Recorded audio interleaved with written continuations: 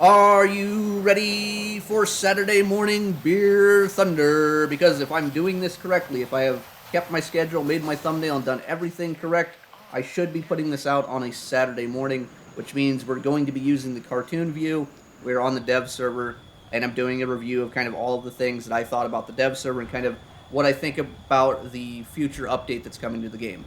Because one of my favorite things to do is I read the forums.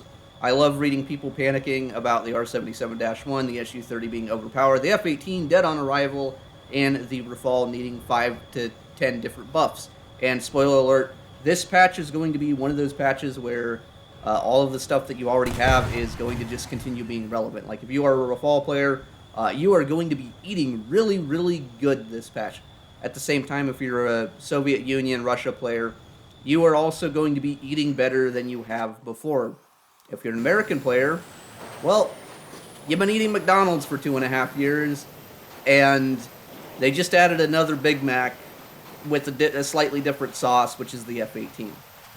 Now, to start off with, one of the first things I did, and one of the things I think that might be the most impactful to gameplay, or the thing that people are really concerned about, is the R-77-1, because the R-77 was lacking in range, and the R-77-1 is not lacking in range. It goes from being the worst beyond visual range radar missile to being arguably, probably, I wouldn't even say argumentatively, I'd just say it is the best radar missile in the game as far as active radar missiles go. It gives you the range of an AIM-120 plus a little bit, plus like 2 to 5%, and then the maneuverability advantage of the R-77 up close. It will be the best all-around missiles. The downside is, right now it's only attached to the SU-30, and the SU-30 is, as a missile launching platform, acceleration-wise, climb rate-wise, all of the stuff that is relevant for long-range shots, kind of mediocre. So, in totality, I think the long-range capability of the R-77-1 will be a little bit overblown because the SU-30 is just not a great launching platform. In the same regards, the F-18 is going to be kind of in the same boat where you got a bunch of really good missiles, but you don't have an airframe that really makes the best use of them. And the other thing is with long-range missile shots is these missiles are still very easy to dodge at long ranges. They're very easy to notch at long ranges. Your long-range R-77 shots are really just positioning shots for the other guy, unless you're playing ARB and then you saturate the whole entire map with 140 fucking missiles, and that's an ARB problem, and I'm not going to address that because I don't play ARB. I think maybe when you have 16 versus 16, you have 12 missiles per plane, 10 missiles per plane, 8 missiles per plane, all going off at the start. That might be a bad thing. Also, in regards to missiles, one of the first things that people were reacting to about the R-77-1 is that America needs to have the AIM-120C, and the Mica EM needs to be ungimped, unnerfed to be just as effective at long range and make it equivalent to R-77-1, because the Rafale is finally going to be power crept after only one update. And, well, the Rafale has received on dev server like too many buffs for me to count, which means like that's above 4 because I'm bad at math, but it's a pretty substantial kind of improvement to the plane. The Mica missile also received a technically lower notch angle. It went from 15 degrees to 7 degrees. Now, does this make a huge difference? I don't know. It's kind of a wash. I went to a couple of custom games, tested against Simply Sinful, one of the guys who's really good at notching for top tier. Did some dual testing, all that kind of stuff, and mine and his conclusion overall were that these missiles, yeah, the new ones are better at longer ranges, but they're still just as easy to notch. You still react exactly the same way. You turn 90 degrees, you drop some chaff, change your direction of travel, and the missile's probably not going to hit you.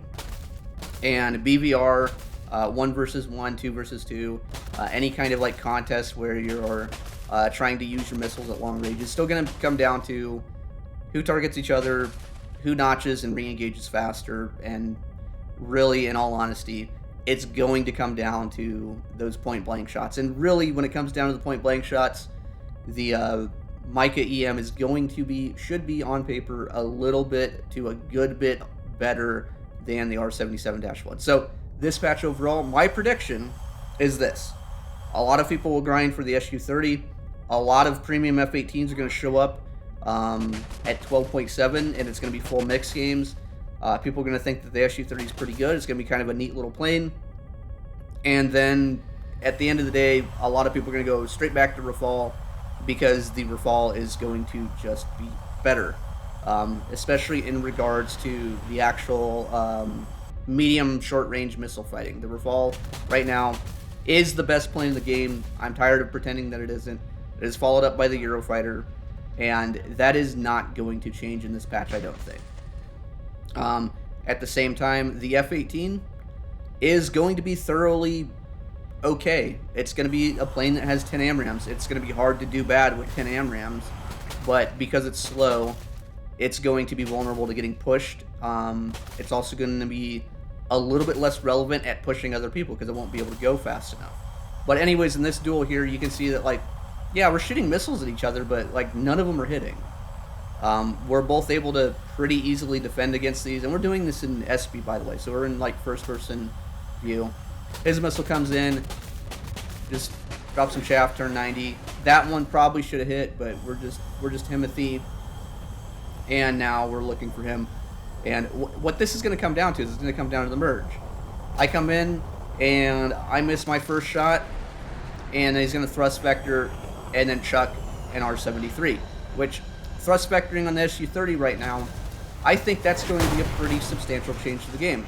It's on probably one of the worst platforms possible because the plane itself is performance-wise pretty mediocre, but I think thrust vectoring, the way that's implemented, kind of forces you to fight against things almost like they're a Harrier or a Yak 141, where they can kind of just rotate on their own axis at low speeds, and coupled with the R-73, that might be a really deadly combination. At the same time, what I think is going to happen is a lot of people are going to get the SU-30 go, wow, a Cobra button, and then plummet into the ground. So, while I think it'll be good, and while I think it'll be interesting, it's not going to be... I think the game really turns into a lot more of the same. It's going to be very familiar to most people. There'll be a little bit more interest in it for probably about 2 months, and then people will be like, where's the F-22? Where's the AIM-120C? Where's our next round of, like, where's our next major leap forward of missile power creep? Because the R-77-1 opens the window to a new round of missile power creep, which, if they just take all the missiles and just be like, hey, they work better at longer ranges now, it wouldn't really change anything. The 120C with the same notch angle, notch gate stuff, I don't think would change a lot of things. Same thing with the R-77-1. I don't think it's going to change a lot of things because it's pretty easy to deal with. People are pretty accustomed to dealing with it, at least in Sim, just because of lower player density. RB, that's a whole different thing. If they implement new missiles and all the new missiles have lower notch gates, require more chaffing, more decoys, there's more of them, then the next round of missile power creep might be especially jarring, especially bad. If they remove multipathing, that could be bad. There's a lot of things they could do with the next round of, like, actual missile power creep that would be jarring and bad. Another outcome of the R-77-1, maybe it is harder to deal with. Maybe people don't like dealing with it. Maybe they don't like dealing with flankers with 12 radar missiles, which I think is a little silly. I don't mean, like, silly for, like, players not wanting to deal with it. I think, like, 12 radar missiles on a plane is, like, kind of silly. Because, I mean, you can just shoot 7 missiles per target, artillery strike them, and that's 2 kills. Like, that's kind of dumb. But one of the outcomes to that in the sim community might be more Denmark, more Sinai, more flat maps, less terrain maps, especially with the SU-30 radar being a PEZA radar. That'll be pretty good. It's also going to be the first radar in the game that has non-cooperative target recognition, which means the radar recognizes the engine signature, fan blades, repetition frequency, the radar cross-section, and references against a database, and then it'll tell you what plane it is.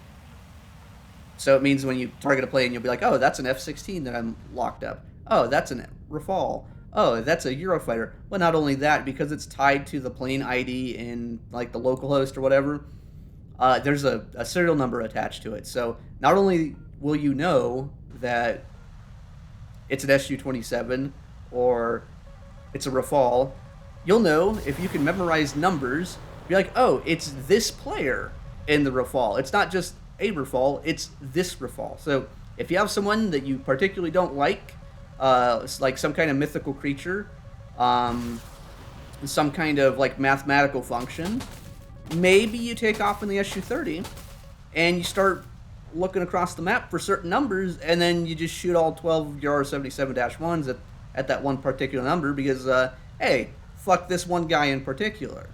That'll be a possibility. That is a very interesting one. Also with NCTR, other radars will probably get it, but I keep saying stuff like that. We thought the HMDs were going to get the IFF function implemented, and that didn't happen on dev server. So maybe they're going to slow walk that too. We'll see what happens. The other thing, though, one of the biggest things that I'm looking forward to is they actually did fix the double scan radar bug. So instead of going top to bottom, bottom to top, now it goes top to bottom, goes to top, and it goes top to bottom. So your refresh rate is going to be more consistent. Also, because of the improvements to 3rd gen, 4th gen TWS functions, some of the changes that they have made on dev, the SU-27 radar did receive pretty substantial improvements in its reliability. In testing with myself, Lawrence, Simply, a bunch of other people, the SU-27 radar is now not great. It still has its drawbacks of being kind of like slow, big scan pattern, not perfectly reliable, but its reliability basically doubled compared to what it is on the live server. It was actually quite, like, in comparison, I thought it was quite pleasant to use. I thought it was okay. The other thing that is coming is what Gaijin is calling TWS Plus, TWS Improved, which is going to be on things like the Eurofighter, stuff like that, where it should be more reliable than it currently is. Now, on dev server, with the testing of TWS Plus on the Eurofighter, I found it very underwhelming. I found that it solved some of the problems, but it didn't really... the improvement for the Eurofighter radar for TWS Plus didn't really seem to make a huge difference compared to just fixing the double scan bug. At least that was my hot take. I don't think it's going to be a radical improvement. I think the Eurofighter radar, if it comes to live in the same way that it was on dev, will be more usable, but it really just brings it to maybe being on par with, to being slightly better than some of the other mechanically scanned radars. So that's, to me, is kind of a wash. As far as the F-18 is concerned, it's going to be another American plane. I'm looking forward to it because I think the flight model is neat. I think 10 AMRAAMs are neat. I think the plane is just overall neat. I think it will be a good plane at low altitude. I think it'll be a good ambush plane. But I don't think it brings anything to the game that we don't already have. So I think a lot of American mains are going to be very angry. Now, moving on to flight models and talking about the F-18. Is the F-18 truly dead on arrival? Well, if the dogfights are anything to go by, you might look at this and look at the old F-16 here. This is the French F-16, so it's an AM model, so the Block 15, so one of the better F-16s. And you might look at this and go, oh, wow, he's just going to easily outrate the F-18, and the F-18 is going to cope. The F-18, with the way the flight model is, I would kind of rate it as a slightly better base model flanker, probably as good as the SU-27SM as far as dogfight performance goes, but maybe a little bit more forgiving. It does do a lot of the same things, but I think at low speed, it does do things a little bit better, except for Cobra button, which, speaking of Cobra button, Gaijin has implemented a manual pitch override button for a lot of planes. They have implemented it for the SU-30, SU-27, MiG-29, Draken, Rafale, the Eurofighter, all that stuff. Now, the good news is this doesn't really change any of the matchups, because in Sim, we already had that in the form of manual controls. In fact, the Cobra button is kind of like an augmentation of manual controls where you lose some roll authority and you lose some rudder authority, but you do get a pull kind of like the max amount of AOA. The other thing that they did is they did change the Eurofighter flight model so that in its AOA button configuration and even its manual controls configuration, it is harder for it to be forced to spin and stall out. Yes, the data mines say that, oh, the wing coefficient dropped, blah, blah, blah. They also changed some of the control inputs. So it is cumulatively a lot harder to force the plane into a spin. It also means that its maneuverability is going to be a little bit different, technically a little bit worse in Sim, but in totality, probably an improvement for most players. As far as the Rafale goes, it got its AOA switch, which basically allows it to pull 50. It also means that because everything that has manual pitch override in real life is getting angle of attack limitation switches removed, means that kind of like the F-18's gimmick of like low speed fighting is kind of not nearly as relevant. It's not nearly as relevant as it would be in real life. It means that a lot of these planes in real life that would be not wanting to tangle with an F-18 at low speed can just shut up and do it. Now, one of the neat things about the F-18 though is the low speed handling, the ability of the plane to just kind of pitch around on its own axis and throw itself into you. It's really cool. I really like the plane. I'm kind of looking forward to getting it because I think as people say that the plane is dead on arrival, it's going to be mid, mediocre, and whatnot, I will probably put it in a crew slot and then put the F-15C in a different crew slot so that if I want to go fast and shoot AMRAAMs from high up, I can do that in one plane. And if I want to like go around on the deck and shoot a bunch of AMRAAMs at people from low altitude to high altitude, I can do that, or just run around with 9Ms, or force dogfights with people, because the F-18 is going to be okay. It's going to be just fine.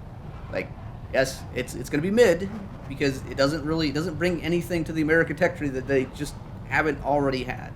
Like, wow, you have 2 more AMRAAMs and 2 more missiles. Honestly, the best F-18s are going to be the ones at that 12.3 BR, that 12.7 BR that are just going to seal club the shit out of MiG-29s because it's just a better plane for the mode for in that case.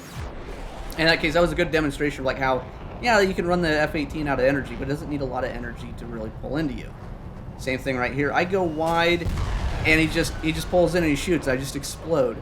The F-18 has one of the best gun positions in the game, by the way.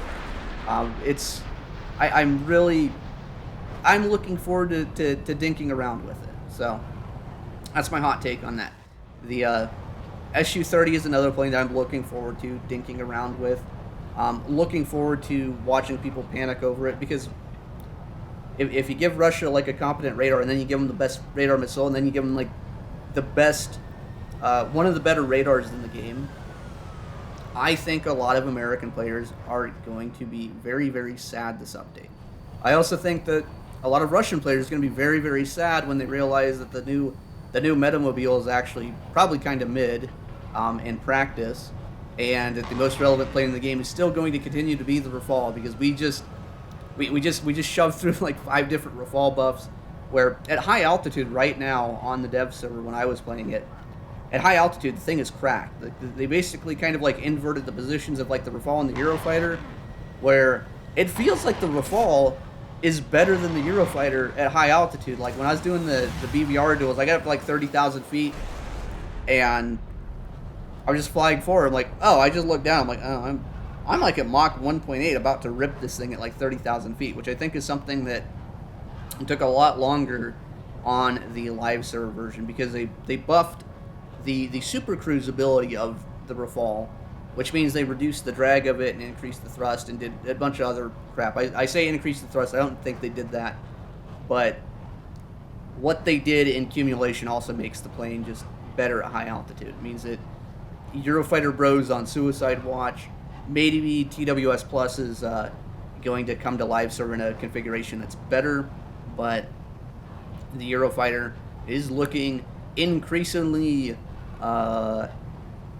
mid power crept, and not even like mid power crept, just like we just keep buffing Rafale. Like we're just like, hey, What if we just accepted all the bug reports on the Rafale and actioned them as quick as possible? And also, what if we accepted all the bug reports on the Eurofighter and actioned them as quick as possible? But also, when there's bug reports on Russian stuff like the Su-27, like no, we got that one right the first time.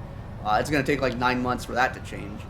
Kind of like I don't know, kind of in totality, it does feel a little bit like a double standard. At the same time, when it comes to the Su-30, as much as people said, the flight performance is mediocre, thrust vectoring is useless. I think thrust vectoring is useless in RB. It's going to be not great in RB because you go slow, the other guy has mouse aim, he's going to be able to shoot at you from a longer distance while you're just kind of like sitting there floating around. In Sim, my experience so far has been the ability to kind of helicopter and slam the R-73 button multiple times is really strong. The ability to just basically point the plane backwards and hold it in position is very strong. Like I am dueling Simply Sinful here, and I have to hit a shot like that, and now the plane's going to just backflip, rudder kick, rotate in place, and once we get this slow, there's not a lot I can do. I have to extend the circle out, go up, but if I go up, he can flip on the R-73 button, and really this is just kind of like hoping that he runs himself out of energy and kills himself, or we're hoping this Mica catches and it hits him in the face. And this is what a lot of the fights were either trades, almost trades, or me just outright losing. I lost more than I won. I do think that eventually we will cook up a technique for Sim that will work against the plane consistently well. Either that or Gaijin will nerf the thrust vectoring, which, in all honesty, from my perspective of kind of dinking around with the plane in like test flight on the dev server, I felt that thrust vectoring, they kind of like overcooked it and kind of went out of their way to make it like actually relevant instead of like, you know, just I don't know, give the plane like an okay like halfway decent flight model. Like I think the one big thing that I find that is wrong with the Su-27s right now, as far as my conspiracy theory goes, is the reference weight that they are using is 18,900 kilograms instead of the 20,000 that's referenced in the manual, which means that the curve that you have is you're basically carrying 1.1 tons of extra fuel at all times. But that's as much as I think is wrong with it at this point. I would need to do more investigation into lift to drag curves, all like actually just do the math and stuff to figure out what it's supposed to do. Because even with the HUD footage, I put the HUD footage out there, and some guy was actually able to go out, test it in manual controls, and he was actually able to duplicate the bleed rates for the HUD footage on low fuel. So it means that at some point, the weight that is in the HUD footage and the performance that you're seeing is at least like correct. So they might have got the model more correct than they got it incorrect, which is kind of hopeful, but we'll see. I think currently the flight model of the Su-27 is quite good. It's okay.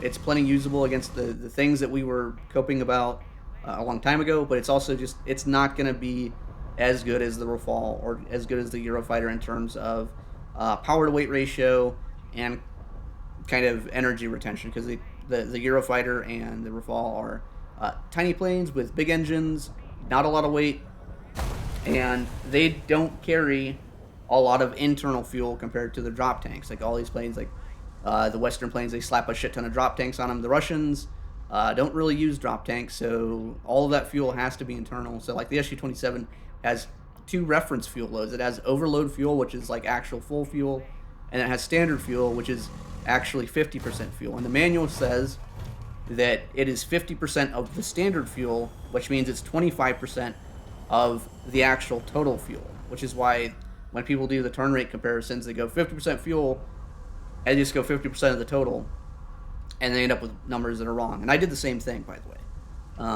At the same time, Gaijin is saying, yeah, 50% of 50%, the reference weight is 18,900, even though the manual that is publicly available says 20,000.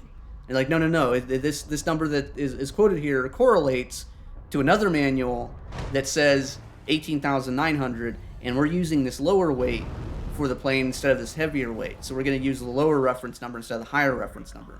Whereas when it comes to treating things like the Eurofighters, like, the Eurofighter said it super cruises at Mach 1.1. Oh no, they said later date 1.2. Oh, later date they said 1.3, or the Bundeswehr said 1.3. We're going to use the highest number that we can find to balance the Eurofighter for basically kind of everything, because the Eurofighter is also modeled on what is called ESR 90, which are the requirements for the Eurofighter. It's a document that you can get from the public archives from Great Britain if you go there, and you can read it, and basically the document says, like, oh, we want to turn at this much sustained, this much instantaneous, we want it to climb to altitude this fast, and we want it to accelerate this fast. And that document, the one that's available, the one that a lot of people quote, also quotes that they ran their own like modeling of the plane, and they're like, hey, we're actually coming up a little bit short on this sustained turn rate thing, and we're coming up a little bit short on this instantaneous turn rate thing. We're off of it by about like 7%. And Gaijin's like, nah, here's a document from 2007 that it's a budgetary document that said that no, the Eurofighter is on track, and therefore it means they met all of their requirements, and in all likelihood the plane is way better than it really it is way better than even the documents laid out. So just cope and see the Rustoids. Enjoy your backflipping bullshit thing here. And the anyways, so the side conversation. Overall, SU-30 is going to be good. F-18 is going to be mid, just because it doesn't really add anything to the game that we don't already have. The R-77-1 is power creep. I don't think it's going to be as big of an impact in SB as people think that it's going to be. I do think thrust vectoring will be a neat little kind of gimmick. I think in SB, in regular games, people are just going to fall out of the sky. Because in order to do this, you have to run super low fuel, and I don't think people are going to do that. And anyways, that's my predictions for the update. Have a good beer, Thunder.